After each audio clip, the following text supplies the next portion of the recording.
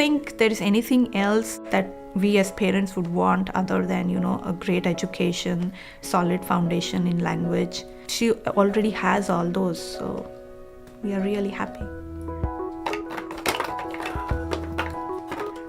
My name is Harshada, and I was born and brought up in India, and a few years ago we moved to America, and this is where my daughter Devika was born. I have other siblings, a younger brother, sister, and I have a huge family. My in-laws also is a big family. 4 of us live here, me, my husband, my younger son, Shiv and Devika.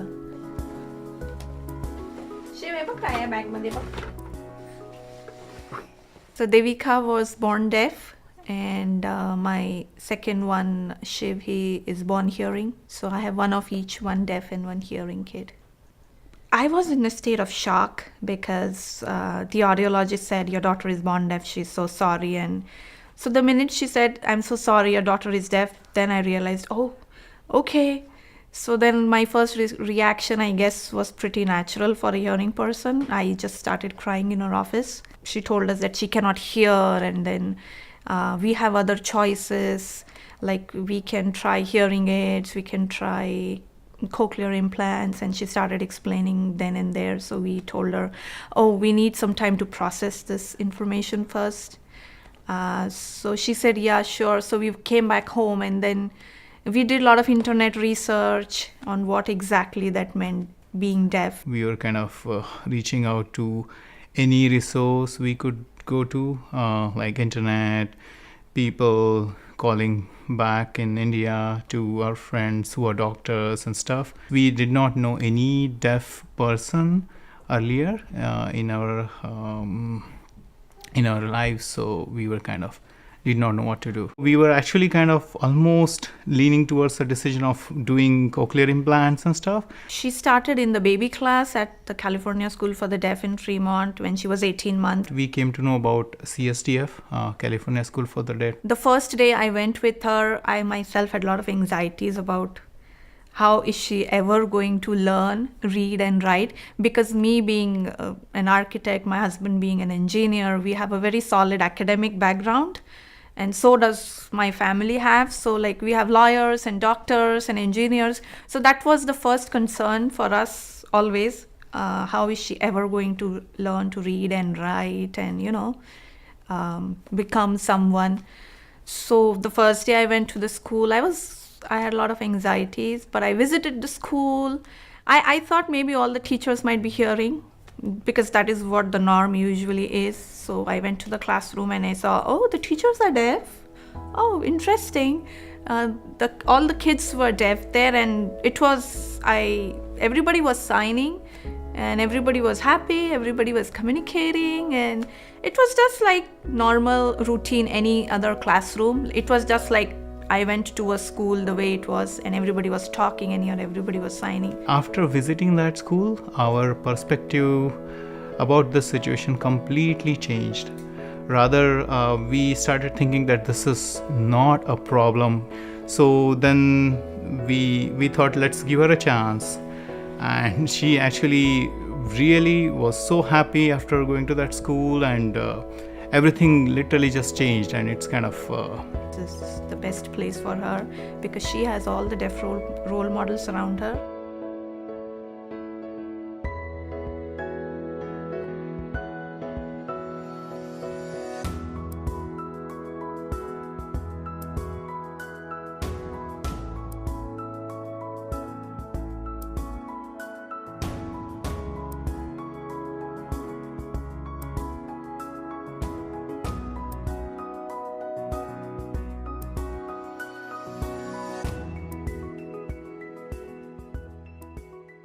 Deaf families, they already know what they're supposed to do with deaf kids because they grew up that way. They grew up with the deaf experience. But in a hearing family, usually a deaf kid is the first one or the firstborn, and they are clueless. So we think if the audiologist probably would have maybe conveyed the information that she's born deaf, And never mind, there are ways to communicate with your child, or we would have been much more positive.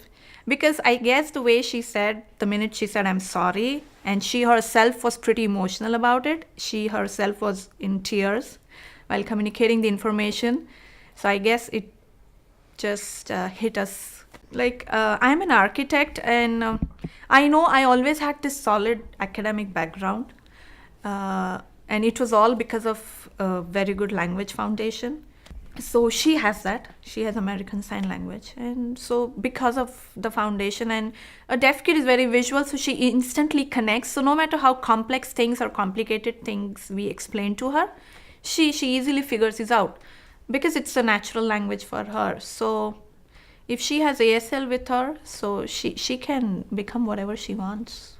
I want people to basically accept their deaf kids and try to bank on their strengths instead of their weakness. Being able to talk and hear and being able to sign is actually the same thing.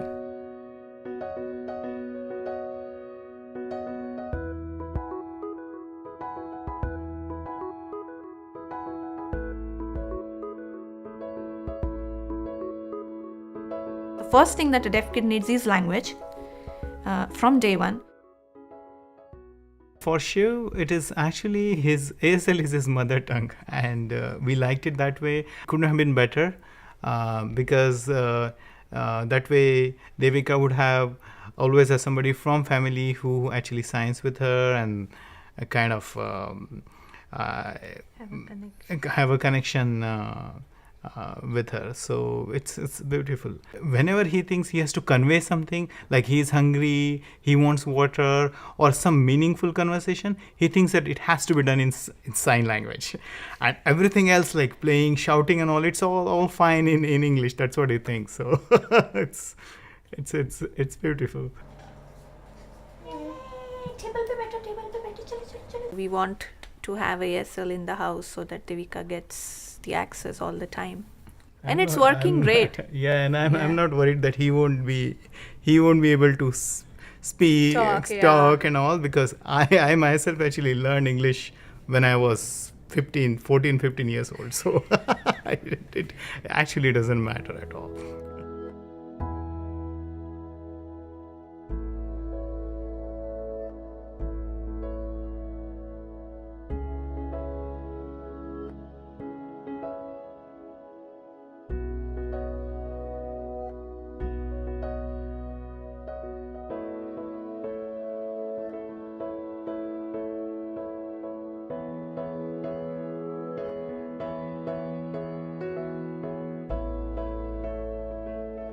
Why would somebody basically waste 15-16 years of their life to just teach them speak few words, and then they would actually start their actual education? It's kind of complete waste of money and whatever, right? If my child gets ASL as the foundation, only then is she going to pick up English, read and write in English, because right now we already notice that Devika is really good in her writing and reading.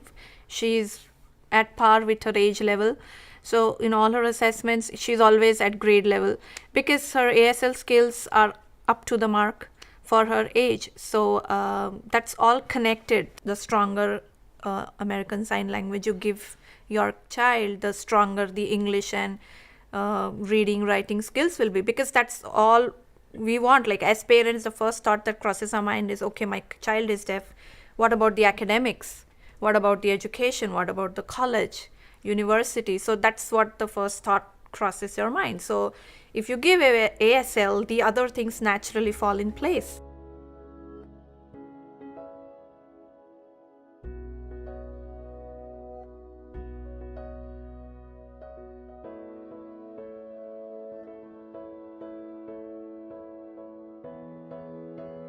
She makes a lot of pretty things and objects with clay, so that's one of her favorite art and hobby she has.